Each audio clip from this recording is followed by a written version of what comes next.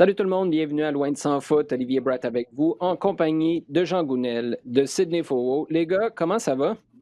Ça va, Très merci. bien, merci.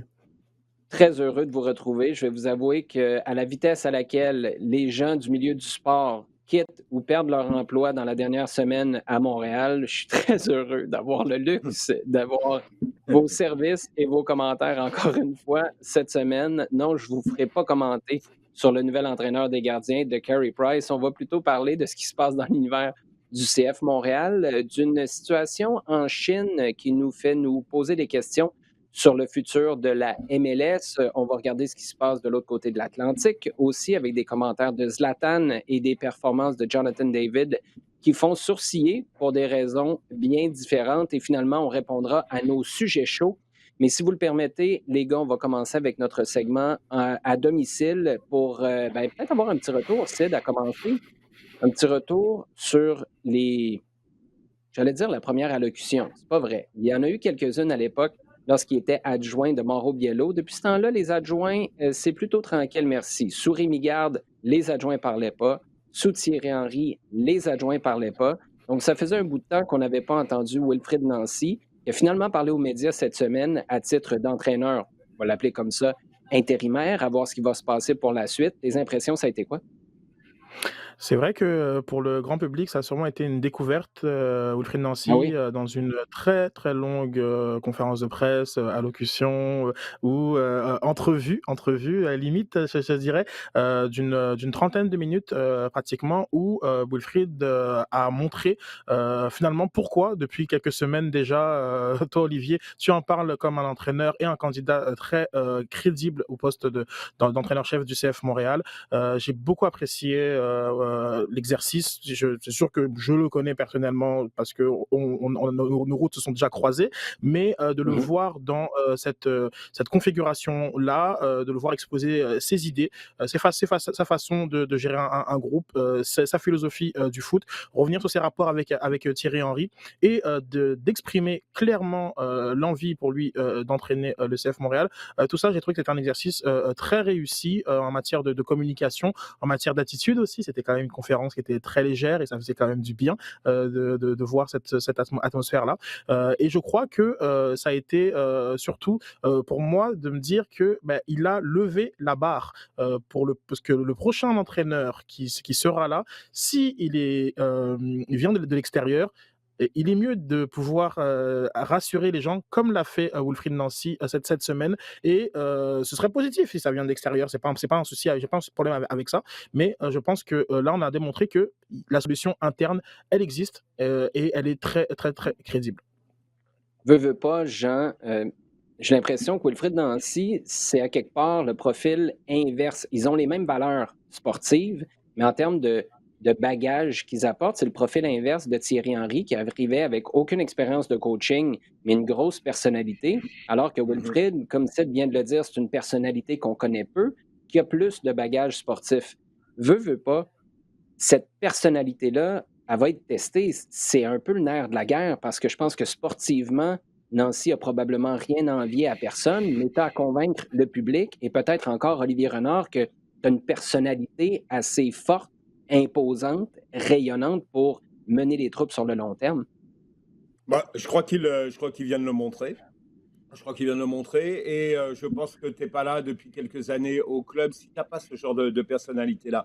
Parce que, en fait, la question qu'on pouvait se poser il y a encore même une semaine et puis qui a été levée là, parce qu'on parle de Wilfried Nancy depuis un bout de temps, hein, au moment du départ de Rémi Garde, avec Cabrera, l'intérim, le nom revient régulièrement. La question que j'avais encore jusqu'à la semaine dernière, c'est est-ce qu'il a envie? Hein, c'était vraiment la base. Est-ce qu'il a vraiment envie du poste? Parce que il aurait très bien pu dire, regarde, moi je suis dans mon truc, j'ai quelque chose que je maîtrise parfaitement, je sais que je peux durer et faire progresser encore et mon rôle actuel est sans doute là où je peux donner le mieux de mes capacités. Et il aurait très bien pu se mettre en retrait et dire, mais pas forcément. Là, c'est clair qu'il a envie. Et oui, ça présente une valeur différente, effectivement, au niveau de l'expérience, au niveau de la connaissance du groupe. Maintenant, au niveau de la personnalité et de sa capacité à rentrer et à faire bouger le groupe, je ne pense pas qu'on ait trop d'inquiétude à avoir parce qu'il l'a montré, même si foncièrement tout était centré sur Henry, on l'a dit à plusieurs reprises, ce sont les gens autour de l'entraîneur-chef qui sont les personnes qui ont le plus de liens avec les joueurs, qui sont avec eux sur le quotidien et je dirais sur tous les petits détails et sont même les gens qui ont le plus souvent, qui sont le plus en confiance, avec lesquels les joueurs se sentent le plus en confiance. Donc là-dessus, j'ai vraiment pas d'inquiétude. Je pense que surtout l'important, c'était qu'il dise qu'il est prêt, il a le bagage. Et à mon avis, c'est une solution qui est totalement viable. Sid, je sais que tu prends toujours bien le pouls des médias sociaux. Tu as énormément de conversations aussi sur le plancher des vaches, donc tu es capable d'avoir des échos à gauche et à droite. À quel point as-tu l'impression que le marché, le public, les supporters est ouvert à Wilfried Nancy vis-à-vis l'ouverture qu'il y avait? Moi, je la sentais beaucoup moins, en tout cas, il y a 1 an et demi avant l'arrivée de Thierry Henry. Mhm. As-tu l'impression qu'après l'expérience de Rémi Garde, de Thierry Henry, qui a excité tout le monde, mais au final, les deux n'ont pas passé 1 an et demi chacun de leur contrat au club, euh, c'est quelque chose qui doit faire partie de l'équation. C'était Olivier Renard, c'était Kevin Gilmore. J'ai l'impression que là, le marché est prêt à accepter ce genre de profil-là si on décide que c'est celui qui est le bon pour Olivier Renard? Oui, tu as parlé de il y a 1 an et demi. Je te dirais, véritablement, il y a quelques semaines, je pense il Mm. faut garder en tête qu'il y a quelques semaines, tu as émis l'idée, je veux vraiment que le crédit soit très clair sur ça, tu as émis l'idée d'un Wilfried Nancy. C'est pas une idée qui était sexy, c'est pas une idée qui résonnait beaucoup, auprès du grand public, sauf que, il s'est passé beaucoup de choses, depuis lors et notamment le fait que, les gens ont besoin d'un ancrage local, c'est pour ça que même des candidatures, le nom de Mauro Biello, quand il circulait, c'est un nom qui plaisait. Wilfried Nancy représente 8 ans déjà au club. Il représente un lien avec l'académie, il représente un lien avec la formation locale et l'ascenseur social aussi, hein, lié à cette méritocratie. Wilfried, il entraîne depuis 8 ans. C'était pas le cas d'un Thierry Henry notamment. Et je pense que même Patrice Bernier l'a répété, Wilfried, il est sur le terrain depuis très très longtemps. Et je pense que les gens ont découvert tout ça tout d'un coup lors de cette entrevue. Et lorsque je parlais d'audition réussie, c'était aussi que la résonance auprès du public a été très réussi. Et je pense que on arrive aussi avec les expériences Garde et Henry à une forme légère d'écœurantite sur l'argent investi dans le banc. Et là maintenant, on veut que l'argent il soit investi sur le terrain, on veut une personne compétente. Je ne dis pas que les gens seraient contre l'arrivée de Guardiola, de Klopp ou de qui que ce soit, mais je pense qu'il y a un shift qui se fait. C'est peut-être moins de noms, et peut-être c'est aussi peut-être moins d'argent, mais cet argent-là et ces noms-là, on les veut sur le terrain et non sur le banc. Tu as quand même besoin d'un profil qui cadre avec ce qui a été fait au cours de la dernière année, du recrutement qui a été fait au cours des dernières semaines. Jean, de ce que tu as entendu et de ce que tu sais de Wilfried Nancy, en quoi est-ce qu'il cadre comme profil de coach avec ce que Henry a préparé l'année passée et surtout ce qu'Olivier Renard a préparé comme plan? Je pense que ça, c'est la question. C'est vis-à-vis c'est sa dynamique avec Olivier Renard, pardon, parce que ça a été quand même le principe qui sous-tendait la relation Renard-Henry l'année dernière. Et donc, tout le travail de remodelage du groupe, et on voit que c'est quand même un travail important. Donc, c'est un travail dans lequel, même s'il n'a pas été décisionnel, Wilfried Nancy a eu ses antennes, si tu veux. Il a été dans l'idée générale. Je te dis encore une fois, même s'il n'a pas été décisionnel, en tout cas, il sentait un petit peu l'atmosphère et il voyait comment le groupe se dessinait et donc était capable de travailler avec ça. Je pense qu'il rentre très bien dans le concept euh, défini actuellement et en particulier par Olivier Renard. C'est quelqu'un capable de travailler avec lui qui, euh, qui est ouvert, moderne, et qui va vraiment être capable de voir un petit peu les tendances, les mouvements actuels, et ils sont importants en ce moment, les mouvements dans le jeu et la façon dont on est en train de tenter de redéfinir, de faire avancer le jeu. Il y a beaucoup de choses qui se passent actuellement, et là-dessus, il est vraiment à propos. Euh, il a cette envie et je pense que ça aussi, il faut le souligner parce que on est et je pense que la nouvelle forme du club renforce encore cette idée-là. On a un club qui veut présenter une nouvelle jeunesse, une nouvelle envie, une Mhm. nouvelle bon, identité, mais je pense que c'est surtout une nouvelle jeunesse, une nouvelle dynamique, une nouvelle fraîcheur. Et je pense qu'il cadre encore très bien avec ça, avec des concepts de jeu qui sont eux aussi bien définis et sur lesquels il semble complètement adhérer. Et je te dis encore une fois, la dynamique avec Olivier Renard a l'air d'être tout à fait bien en place. Olivier Renard l'a défini la dernière fois en disant, bon, il y a des principes auquel le nouvel entraîneur va devoir adhérer, qu'on a mis en place déjà et sur lequel on ne dérogera pas. Et lui, il rentre parfaitement là-dedans.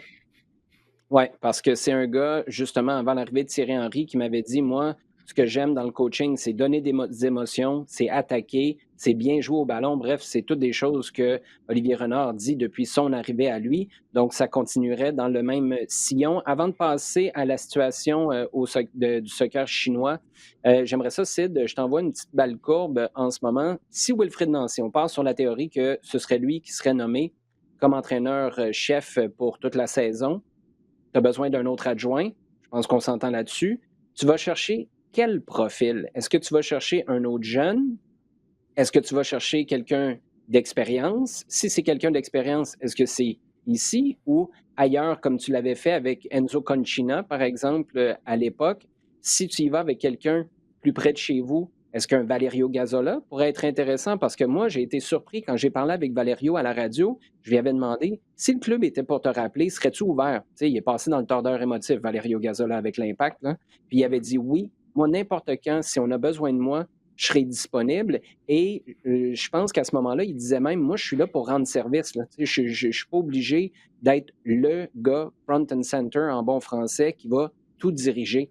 Est-ce que Gazzola pourrait être un bon allié pour un gars comme Wilfried Nancy de par son âge déjà, qui est plus vieux que pas mal tout le staff, et aussi son expérience au club dans le passé? Ses compétences sont vraiment pas à remettre en question. À titre personnel, j'ai toujours eu du mal avec les adjoints qui peuvent prendre la place d'entraîneur-chef. Ça met souvent des dynamiques un peu spéciales, même au sein parfois de la remise en question des décisions, de la perception aussi du public. J'aime bien lorsqu'il y a une hiérarchie qui est assez claire et qu'on n'a pas finalement cette tentation de jouer au jeu des chaises musicales. Maintenant, effectivement, je me demande d'ailleurs même si avec Ampadu qui est pour l'instant encore au staff du CF Montréal, la présence de Laurent Simon, est-ce qu'il y aura un autre adjoint qui se joindrait, qui viendrait en cas de nomination de Wilfried Nancy? J'ai dit beaucoup Tu de trouves bien pas de ça? Wilfried Nancy. Mais tu trouves pas ça, Sid? Mettons qu'on décide, là, si on disait que c'était pour des raisons financières, on décide de garder le staff comme ça. Wilfried Nancy passe entraîneur-chef, tu gardes Kwame Ampadu, tu gardes Laurent Simon qui a 0 minute d'expérience à l'heure actuelle. Et c'est mince, pas à peu près, Sid. Non, effectivement, ça, je suis tout à fait d'accord. Maintenant, c'est voilà, peut-être que le profil d'un coach qui n'aurait peut-être pas jamais coaché, mais c'est pas ça le bon terme, mais qui serait vraiment pas du tout considéré pour le poste de numéro un. Et c'est pas Valerio, c'est pas le profil personnellement que j'appuierais, même si c'est en aucun cas une remise en question des compétences, mais c'est plus au niveau Ah ouais. des dynamiques. Mais je veux quand même préciser quelque chose sur le cas du prochain entraîneur-chef, c'est que Wilfried Nancy a beaucoup de qualités. Oui, il reste dans la philosophie, mais moi je suis pas pour autant certain que ce sera vers lui qu'on va se diriger en tant Mhm. pour d'un point de vue d'Olivier Renard. Si Olivier Renard passe au travers de sa liste, liste qu'on voyait même biper durant la conférence qu'il a eu la fête, il a des raisons pour ça. Il a peut-être une envie d'amener encore autre chose, de pousser au niveau de ses propres standards, d'avoir son homme. On l'a toujours très discuté. Oui, Thierry Henry et lui, c'est un bon binôme, très bien. Mais Olivier Renard a maintenant l'opportunité de mettre son homme de confiance. Est-ce que ce sera Wilfried Nancy? Je ne sais pas. Maintenant, il y a des raisons pour lesquelles il pourrait passer à l'extérieur. Il y a aussi une autre dynamique qui est plus une théorie personnelle, mais je pense que la MLS a aussi envie donc, comme de mettre un peu son grain de sel dans ce qui se passe. Moi, de voir un Ben Olsen ou voir des coachs de Giron MLS débarquer à Montréal, même si la question de la langue se posera, effectivement, je ne serais pas non plus surpris. Je pense que je le vois dans le changement qu'a fait l'Impact vers le CF Montréal, une présence accrue de la MLS dans un marché qui veut mettre au niveau qu'il doit être. Et ça ne me surprendrait pas que ça passe aussi par ce type de coach-là. Donc voilà, il y a toutes ces forces-là qui, entre la force locale, la force de la MLS et le côté de l'homme de renard. Je ne sais pas mais qu'est-ce qu'on sortira de ces forces-là, de cette dynamique. Mais voilà, même si voilà, j'aimerais bien que ce soit Wilfried, mais voilà, soyez pas surpris s'il y a autre chose qui arrive. Non, mais c'est un point très intéressant sur l'implication de la MLS. Là, on rentre vraiment dans la comparaison de pommes et d'oranges et ça devient une question de valeur du club et de la Ligue aussi. Juste un petit bémol parce que Jean, je sais que tu vas ajouter quelque chose là-dessus sur le cas Valerio Gazzola. Sid, moi, je suis d'accord avec toi, mais ça prendrait une position inébranlable de moi, je suis là pour rendre service à l'entraîneur-chef et j'ai aucune intention de prendre sa place, même si on m'offrait la job, je la prendrais pas. Si Valerio n'est pas dans ces énergies-là, je dirais, ben, tu sais quoi, je pense que c'est peut-être pas la bonne solution, mais si c'était ça, une position aussi ferme, là, je pense que ça pourrait devenir intéressant, mais je suis d'accord avec toi, si tu as un certain flou, c'était ça avec Mauro Biello à l'époque. Les entraîneurs qui venaient avaient toujours peur que lui finisse par prendre la place, ce qui a fini par arriver. Jean, tu voulais ajouter quelque chose? Oui, parce qu'au départ, la discussion était partie sur comment entourer le prochain entraîneur, qu'il s'agisse de Wilfried Nancy ou quelqu'un d'autre qui viendrait avec peut-être du personnel avec lui. Ça, c'est encore autre chose. Mais si on parle de solutions internes, là, ce qu'on a fait, c'est établir un petit peu le pédigré et le CV de Wilfried Nancy. Alors, on n'a pas dit ça va être le prochain entraîneur, on n'a pas dit c'est la solution géniale. On a dit bon voilà, c'est tout à fait possible, pourquoi pas. À ce moment-là, c'est quand tu parles d'interne et que tu parles d'adjoint, pourquoi pas promouvoir un Rémi Vercoutre à ce moment-là, si tu parles de solution interne. Parce que je pense qu'il est capable d'offrir quelque chose lui aussi, là encore, dans sa connaissance, dans son expérience, dans son bagage, dans son relationnel avec les joueurs. Donc, je pense que si tu continues à penser solution à l'interne, tu peux aussi regarder de ce côté-là.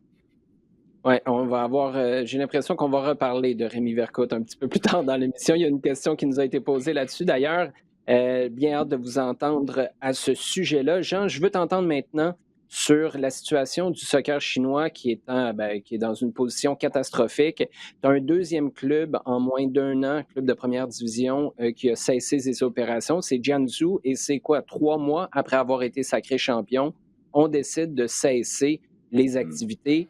La Ligue est dans des gros problèmes financiers. C'est lié, évidemment, vous l'aurez compris, à la pandémie. Mais la question qu'on se pose, c'est est-ce que la MLS pourrait se retrouver dans la même situation ou est-ce qu'au contraire, c'est une opportunité pour la MLS? Parce que c'est souvent pour des grands joueurs européens, par exemple, les deux options qui se présentaient à eux. Est-ce que je vais en Chine ou est-ce que je vais en MLS? Est-ce que les deux, tôt ou tard, vont se retrouver dans le même bateau ou est-ce qu'au contraire, comme je viens de le dire, ça peut être une opportunité pour la MLS? Ouais, je pense à la deuxième. Et si on parle de ce sujet-là, c'est clairement parce que il y a une approche totalement différente de celle de la MLS. Et le but de la discussion, c'est un peu voir est-ce que la MLS a les moyens d'éviter ou est capable d'éviter ce qui se passe un peu à côté. Il y a quelques années, quand l'Impact est entré dans la MLS, que Don Garber était venu à Montréal, on avait discuté un petit peu et puis on lui avait posé la question, on lui avait dit regardez, c'est bien. Parfait, ce que vous faites là actuellement avec la MLS, mais la concurrence, elle est brutale et elle est sauvage. Parce qu'au même moment, tu as des ligues en Chine, en Australie, au Japon, en Russie, qui se développaient super vite et qui n'avaient pas certains garde-fous que la MLS avait mis, en particulier, on va y revenir, le plafond salarial. Et il avait dit Ouais. non, nous, on a justement un projet qui est sur le long terme, qui est moins brutal, mais qui prend en compte justement les capacités financières des clubs, le développement des académies et l'entrée progressive de jeunes joueurs avec un filtre financier pour des joueurs venant de l'extérieur. Et on voit qu'au bout du compte, ça marche pas mal. ça marche pas mal parce que oui, la MLS est en difficulté cette année dans des conditions extrêmement difficiles, mais si tu compares par rapport à des championnats moins établis que les gros championnats solides en Europe et en Amérique du Sud ou au Mexique, par exemple, beaucoup sont dans des grosses difficultés financières avec des clubs qui sont au bord du dépôt de bilan. La MLS a des difficultés, mais pour l'instant semble pas trop mal s'en sortir, comparé encore une fois par rapport aux autres. Alors que clairement, en Chine, c'est la catastrophe. C'est la catastrophe parce que Jingsu FC a fermé, comme tu as dit. 13 clubs ont fermé dans les 3 principales divisions. Tu penses donc au nombre de joueurs, de personnel, de clubs qui sont mis complètement à la porte et qui sont dans un vide total. Et ça, c'est la conséquence d'un marché totalement sauvage qui s'est ouvert. Dès quand Xi Jinping, le président chinois, est arrivé au pouvoir, on savait que c'était un grand fan. Et puis là, il parlait de foot tout le temps, il parlait de gros projets de développement, etc. Et il y a eu cet effet que tous les gens, les businessmen, les hommes d'affaires, ont commencé à investir dans le foot. Ça fait un petit peu courtisan, si tu veux, comme idée, parce que c'était une façon de se rapprocher du grand chef et puis de pouvoir avoir des faveurs, etc. Mais ça s'est fait d'une façon complètement brutale, complètement sauvage, avec aucune limite. On est allé chercher tout ce qui pouvait exister comme tout ce qui était possible d'aller chercher comme joueur un peu partout, et avec des contrats complètement fous. Je pense à Carlos Tevez qui était à 12 millions par an ou quelque chose comme ça. Ouais. Et sans regarder ce qui se faisait, sans aller chercher, sans avoir de structure véritable de développement, d'encadrement, etc. Et donc, tu as un marché qui était incapable d'exister, incapable de survivre, parce que là, tous les clubs sont endettés. Les clubs sont pratiquement tous dans le rouge. 70% des recettes sont remis dans des salaires et la majorité des salaires partent sur des joueurs étrangers. C'est pas viable. C'est pas viable du tout. Et on voit à quel point là, c'est en train de se casser la figure totalement. Et c'est d'ailleurs pour ça que la Ligue chinoise, dès cette année, à partir du mois prochain, je pense, quand ils vont reprendre, a installé un plafond salarial. Parce qu'ils se rendent compte que c'est plus possible. La MLS, elle, l'avait déjà vu parce qu'elle a vécu et elle a toujours dit, elle a regardé l'expérience de la NASL d'il y a 40 ans. Et on a vu que c'était un petit peu ce qui se passait d'ailleurs. Hein, c'est qu'il y avait un ou deux clubs qui accumulaient, qui allaient chercher des joueurs, les meilleurs aux États-Unis, essentiellement plus des super grosses vedettes, et d'autres clubs, une majorité d'autres clubs qui étaient incapables de suivre. Et au bout du compte, on a une ligue qui s'est cassée la figure parce qu'elle n'avait aucun équilibre. Donc, je pense que la MLS s'est donné des garde-fous qui vont permettre d'éviter ce genre de situation. Ça se fait lentement, ça se fait parfois un peu difficilement. Regarde les négociations là sur la convention collective qui ont mis du temps et qui ont failli ne pas aboutir, mais au moins il y a ça, et ce sont des avancées qui n'existent pas actuellement dans une ligue comme en Chine. Moi, ce que je retiens de tout ça, c'est que Don Garber dirait probablement à Didier Drogba, tiens Didier, tu vois, les vols nolisés 17 fois par année, c'était pas viable. C'est en contrôlant nos dépenses ainsi que notre cap salarial qu'on arrive à rester en meilleure santé que cette fameuse ligue chinoise où tu es allé faire un tour aussi. On passe à notre segment en temps additionnel. Les gars, là, Sid, je veux t'entendre là-dessus parce que je le sais que le basket, ça t'interpelle. Je le sais que Zlatan, ça interpelle tout le monde. Mets LeBron dans le mix, puis on a une conversation franchement intéressante. Qu'est-ce que tu penses? Là, je vais m'assurer de ne pas biaiser tes commentaires ou biaiser ma manière de te passer la POC avec mes propos, mais je brûle d'envie de les partager. Je vais te laisser le faire en premier. Qu'est-ce que tu penses de Zlatan qui dit, en gros, à LeBron, continue de jouer au basket, laisse faire la politique. Quand tu es un athlète comme toi, ce que tu fais de bien, c'est le sport. Les politiciens, ce qu'ils font, c'est la politique. on ne devrait pas mêler les deux. Bref, continuez à jouer au basket et là, c'est moi qui paraphrase, tais-toi sur le politique. Qu'est-ce que tu penses de ça? Je pense que Zlatan a vraiment tiré complètement à côté des buts. C'est assez hors champ et tellement dépassé comme façon d'appréhender le rôle d'un athlète et tout simplement d'un citoyen. J'ai compris pourquoi il a fait ça. C'est certain qu'en mettant le nom de LeBron dans son entrevue sur Discovery, c'est certain que ça allait faire un buzz total. C'est sûrement des positions que lui, il peut avoir et qui se justifient peut-être pour lui dans son contexte à 39 ans. Mais je pense que avec tout ce qui a été fait et comme avancée et aussi parmi les joueurs que lui-même, enfin les athlètes qu'il admire, comme Mohamed Ali par exemple, je trouve que c'est complètement hors de propos et déconnecté de penser comme il pense. C'est son droit, mais je crois que LeBron lui a très bien répondu et que ça fait une belle conversation sur les rôles des athlètes. Je peux aussi mentionner le très bon papier d'Asun Kamara sur Radio-Canada à ce sujet. Et puis, moi, ma position va être claire.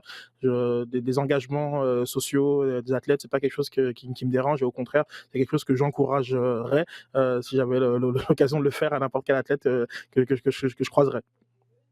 Pour moi, les athlètes n'ont pas l'obligation d'utiliser leur tribune, mais ils n'ont certainement pas l'obligation de se taire parce qu'à la base, c'est des sportifs. Et tu sais, tu as fait mention de l'admiration de Zlatan. Et je trouve ça d'une hypocrisie hallucinante. Tu as vraiment l'impression que c'est une opération marketing pour rentrer dans une conversation où Zlatan n'a jamais été intéressé d'embarquer, mais il s'invite au party sans vraiment contribuer à la cause. Tu parles de son admiration pour Mohamed Ali. C'est pas le boxeur, là. Il a dit, moi, j'admire Mohamed Ali pour ce qu'il a fait sur et en dehors du ring. Il a fait quoi en dehors du ring? Tu parles de son spaghetti bolognaise qui est extraordinaire? C'est pas de ça que tu parles. Tu parles de sa position sur la guerre. Tu parles de... C'était des positions fortes qu'il a pris. Après, tu t'en vas avancer que la politique, ça divise et le sport, ça unit. Moi, je suis désolé, là, mais ces commentaires à l'époque, je ne suis pas en train de remettre en cause la manière de procéder de Zlatan, qui est un grand garçon, a fait ta carrière comme ça, il n'y a pas de problème. Mais tu ne peux pas dire que tout le sport est unificateur quand toi, tu te compares à une Ferrari qui est entourée de Fiat ou LA Galaxy. Y étais-tu uni, ton vestiaire, à ce moment-là? Gros, Je pense que non, mais beaucoup d'incohérences, effectivement, comme dans les propos de Zlatan, qui lui aussi a parlé de racisme, parce qu'effectivement, il s'appelle Ibrahimovic. Il en a vécu en Suède. Il a grandi quand même dans des conditions plutôt difficiles. Et même socialement, il a grandi dans des conditions difficiles. Et c'est des choses dont il a parlé et qui ont beaucoup. J'ai le mot en anglais shapé, mais qui ont beaucoup conditionné façonné effectivement ses choix de carrière et beaucoup de prises de position.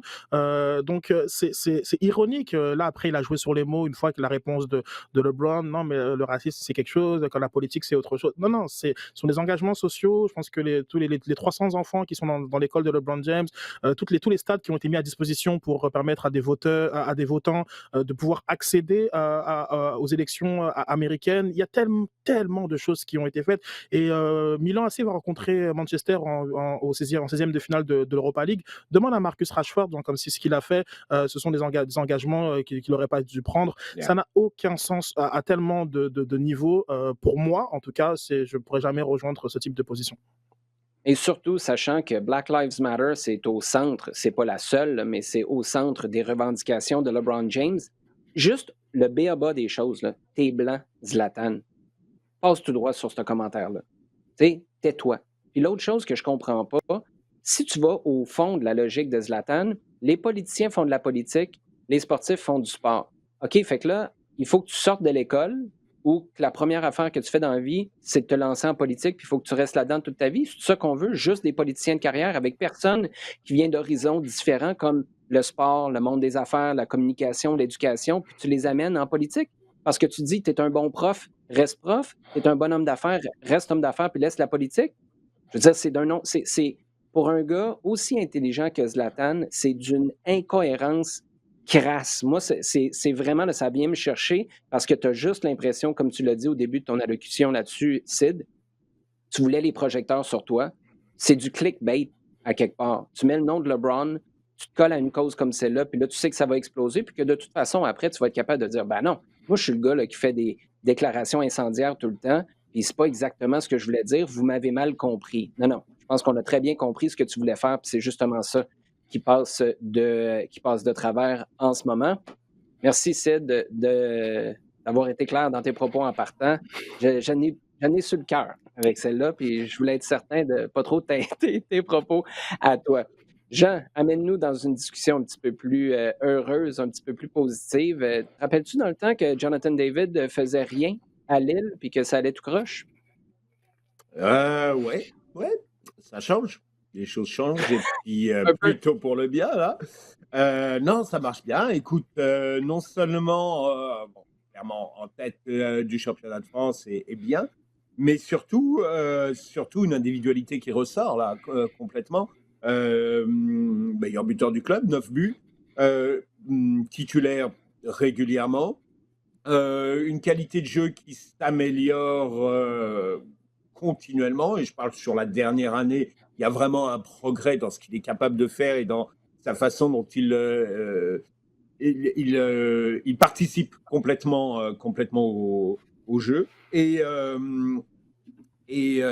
Perspective d'avenir surtout, parce que Lille est un excellent tremplin, a montré que il s'était placé sous, on va dire, Paris et Lyon dans le contexte international, mais il s'était fait une niche remarquable de redirection de bons jeunes joueurs vers des gros clubs. Lille a, par exemple, des accords, bah, pas des accords parce qu'il n'y a rien d'écrit, mais travaille continuellement avec Arsenal, avec Dortmund, avec plusieurs gros clubs comme ça, avec Séville, si je ne me trompe pas. Il y a des joueurs qui percent au niveau professionnel et dans une ligue du top 5 à Lille et qui vont ensuite franchir un pas vers quelque chose de supérieur.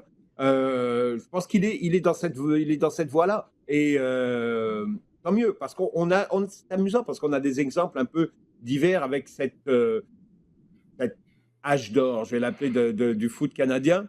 On a parlé il y a quelques semaines de Cale Larin à Besiktas. Très bien, ça marche très très bien aussi. C'est un profil, c'est un cheminement qui lui convient. Il a eu de la difficulté, je pense qu'au niveau individuel, il a dû faire un certain nombre d'efforts et de remises en question, mais ça fonctionne pas mal là maintenant. Jonathan David, progression à sa façon aussi par Lille. Tu as évidemment Alphonso Davies qui lui a fait le saut complètement majeur en faisant Vancouver-Bayern, mais qui n'est pas donné à tout le monde. Donc là, on voit des progressions un petit peu différentes et c'est pas mal intéressant pour Jonathan David. Je pense que là, il est arrivé à un moment décisif dans sa carrière qui est: est-ce que je suis capable de franchir ce palier supplémentaire qui va m'amener vraiment dans la petite famille des joueurs top? Ouais, je pense que tu fais bien de parler de gars qui sont à peu près dans les mêmes eaux, mais qui ont pris des trajectoires différentes. Alphonso Davies, j'ai l'impression que une année, il faisait sa première place des arts, puis l'année d'après, il faisait la mi-temps du Super Bowl. C'est un peu ça qui est arrivé avec Alphonso Davies. Analogie que tout le monde peut utiliser en bavière. Ça va me faire plaisir si ça vous tente de me l'emprunter. Avant de passer au sujet chaud, les gars, je veux vous entendre un seul point chacun. Si vous aviez à identifier une chose qui explique pourquoi Manchester City est à ce point intouchable en ce moment, ce serait quoi, Sid? En un seul point, remise en question de la part de Guardiola, toujours volonté d'apprendre, et il a su identifier des faiblesses dans son approche tactique et de pouvoir les combler avec enfin une défense centrale retrouvée et qui lui permet de pouvoir jouer un football comme il le veut, très haut sur le terrain, avec parfois juste 2 centraux notamment, et des Cancelo ou autres qui sont complètement libres. Donc une remise en question de la part de Guardiola qui lui permet de continuer à dominer comme il le fait. Ouais, c'est très C'est intéressant plus parce qu'un que point, ça. C'est plus qu'un point. le- Lors- lors- lorsqu'on pense à Pep Guardiola, on pense à la méthode Guardiola, mais tu as raison, ça évolue avec le temps. Toi, Jean, étant donné que tu viens de lancer une Ouais. pointe acide, es-tu capable de nous donner un point seulement? Non, parce que effectivement, ça va clairement dans ce qu'il a dit. C'est réflexion de la part de Guardiola, voir qu'est-ce qui marchait pas depuis 4 ans, enfin, qu'est-ce qui bloquait depuis 4 ans et qui faisait que les choses étaient sur le point d'aller de pire en pire parce que le début de saison était vraiment pas bon. Et donc, remise en cause, effectivement, un peu plus d'assurance en défense. Moins pas de précipitation, mais moins de cette volonté avec des œillères de développer toujours le même type de football parce qu'il voulait comme ça. Il voit clairement que son équipe est capable d'évoluer d'une façon différente, ce qui explique pourquoi des gars comme Gundogan connaît la saison qu'il connaît actuellement, quoi. Ce faisant, sans avoir forcément besoin d'un Agüero, d'un De Bruyne, qui ont manqué quasiment la totalité de la période phase de 21 victoires. Très intéressant. Bonne concentration, Jean, tu t'es bien restreint. On va appeler ça à un seul point. Chapeau. Je te lève mon chapeau. On se tourne dans les sujets chauds maintenant. Monsieur Foot, Sid nous demande, est-ce qu'Alessandro Nesta serait un candidat intéressant pour le poste de coach du CF Montréal? Il y a la presse de Bologne qui parle de lui. Pas besoin de faire une mathématique très élaborée, pas besoin de trigonométrie pour comprendre que lorsqu'on parle de quelque chose à Bologne, on peut en parler à Montréal. Est-ce que Nesta serait un profil intéressant pour toi? Pas un profil qui m'intéresse. Je pense que soit on va avec un coach qui a vraiment une expérience et on parle de peut-être de 3 à 5 ans à la tête d'une équipe première, ou soit on va avec Wilfried Nancy. Comme je disais tantôt, c'est pas je Alessandro Nesta est quasiment une version light des choix type Rémi Garde et Thierry Henry. Et même, c'est assez pour Rémi Garde, qui a quand même été champion avec Lyon, je pense même pas que ce soit une bonne analogie. Mais non, c'est pas le type de profil qui, selon moi, est intéressant pour le club. Sid, la semaine passée, tu nous as tiré les varlopes des Portugais. Là, tu viens de dire qu'Alessandro Nesta, c'est une version light de deux Le Français. coach, le coach, Rémi- le coach, le coach. le coach. Fait que Important là, de mets ton clavier en italien sur Twitter parce que ça va revoler tantôt quand on va publier ça sur les réseaux sociaux. Jean, il y a God maintenant qui nous demande, si vous êtes Leonardo, combien êtes-vous prêt à payer pour Moise Kean? Ouais. Moise Kean, il est encore, bon, il est au PSG, mais il est en prêt d'Everton. Il est encore sous contrat jusqu'en 2024 avec Everton. 2024. Actuellement, ça veut dire qu'il a une valeur assez solide qui doit être à peu près de 60 millions. Qu'est-ce qu'il va faire, Leonardo? Je pense que ça, c'est pas mal soumis à d'autres dossiers, clairement. Bon, on parle. Dans l'absolu, si ce fameux dossier avance, je pense que la situation de Keane sera fin de prêt et retour à Everton. Si elle n'avance pas, je pense que c'est intéressant à faire parce que si cette situation, on va dire, mais si, n'avance pas ou n'aboutissait pas, parce que pour l'instant, on est à la pêche, hein, mais si elle n'aboutit pas, il y aura clairement un effet domino parce que Neymar et Mbappé, c'est pas évident qu'ils restent tous les deux. Si Messi arrive, il est certain que les deux auront envie de rester. Si un des deux part et que Messi n'arrive pas, là, tu dois commencer à penser un petit peu à ce que tu vas retrouver devant. Et là le profil Moise Kean devient très, très intéressant. Et là, à mon avis, c'est Mino Raiola, son agent. Honnêtement, tu peux aller à 75-80 millions, je pense.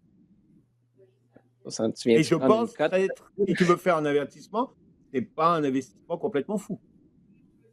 Non, hein? On aime ça, le monde du foot. 80 millions d'euros, tiens, c'est pas un investissement complètement fou en temps de pandémie. Tiens, et pourtant, je suis d'accord avec toi, mais ça montre à quel point les dépenses peuvent être folles, particulièrement quand tu commences à considérer le PSG et ses poches relativement profondes. On va le dire comme ça. Il y a Louis Colas maintenant qui nous dit, Sid, le lendemain du congédiement de Claude Julien chez le Canadien, on apprenait le départ de Thierry Henry. Vu que Stéphane Waite, entraîneur des gardiens chez le Canadien, s'est fait congédier, est-ce qu'on doit s'inquiéter pour Rémi Vercoutre? Euh, Bonne question, Louis. Je me suis posé la même aussi. En fait, je vais te la poser un petit peu différemment. Si tu vas chercher un coach de l'extérieur, as-tu l'impression que le staff actuel saute? Parce que ça, c'est une autre avenue qu'il faut considérer. Et surtout, c'est un des facteurs qui me fait pencher vers Wilfrid Nancy, parce que si tu fais venir quelqu'un de l'extérieur qui a 3, 5 ans d'expérience, mais il y a 3 et 5 ans d'expérience avec les gens qui l'entourent, sa garde rapprochée, ça se peut que tu sois obligé de congédier des gars. Et dans ce cas-là, la présence d'un Rémi Bercoute, oui, pourrait devenir problématique. Si tu gardes Wilfrid Nancy, je pense qu'on ne se pose pas la question. Qu'est-ce que tu en penses? Oui, non, c'est effectivement comme dans un monde idéal, un coach vient avec son staff, notamment un adjoint de confiance, et aussi la position de gardien, qui est une position très délicate.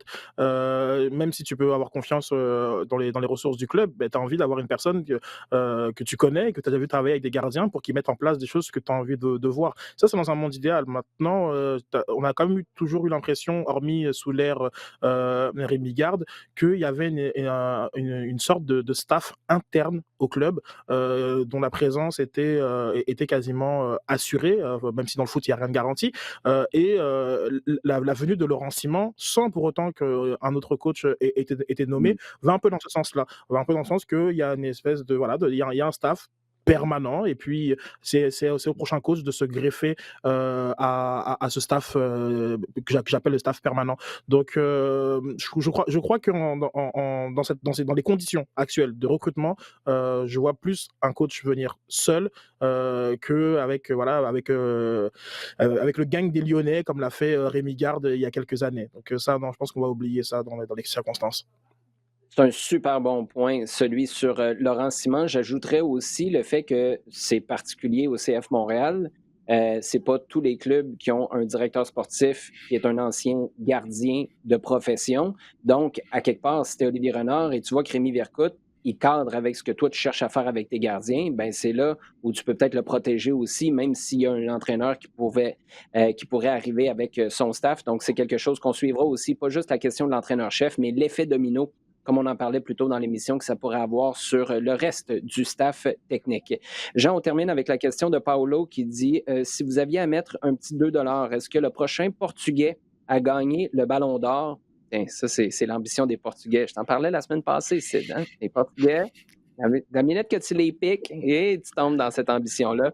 Donc, Paolo nous dit le prochain Portugais a gagné le Ballon d'Or. Est-ce que ce sera Joao Félix ou Bruno Fernandes? Oui. Bruno Fernandes fait une super saison. Vient de faire un an extraordinaire à Manchester. Ballon d'Or, écoute, le Ballon d'Or, de toute façon, là maintenant, il faut que tu arrives à gagner essentiellement la Ligue des Champions. Hein. D'habitude, avant, on disait toujours les années paires, il y a toujours la Coupe du Monde, l'Euro. De plus en plus, tu vois que Ligue des Champions, c'est avant tout le truc. L'Atlético est mal barré, United, oublie ça. Mais bon, s'il fallait voir entre les deux, lequel des deux est capable, sur la qualité, sur le talent pur, je dirais Joao Félix. Il est vraiment fantastique. Il a un toucher, il a une qualité de jeu que actuellement, il n'y a pas des tonnes de joueurs qui ont ça. Hein. Franchement, il est léger sur le ballon, il a une vision, il a une capacité de réagir, de voir ce qui se passe autour de lui. Pour moi, Bruno Fernandes est solide et on voit ce qu'il apporte à United, mais sur le plaisir d'avoir joué, je préfère Joao Félix. Oui, je pense que ton chien est en désaccord, par contre. Lui, il va plutôt pour Bruno Fernandes. Les gars, je veux vous entendre sur un truc très court en terminant. Est-ce que la semaine prochaine, Jean, quand on se parle, le CF Montréal va avoir son entraîneur-chef? Je pense que oui. Sid? Oui, je pense que oui. Oh wow, j'ai de l'enthousiasme et encore plus d'enthousiasme. Oui, oui, oui, je pense que oui. Ah non, mais oui, J'aime oui. ça.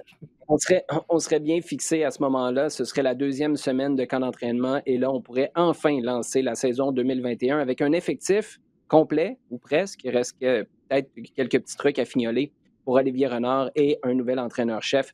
Ça va être à suivre. Les gars, merci beaucoup. Toujours un plaisir de jaser avec vous. Merci. Merci, merci. Mer- Merci à vous à la maison pour vos questions. Continuez de les poser tout au long de la semaine sur Twitter, hashtag LDSF, et vous pouvez continuer de partager le contenu sur le rds.ca/balado-diffusion et toutes vos plateformes préférées, incluant iHeartRadio.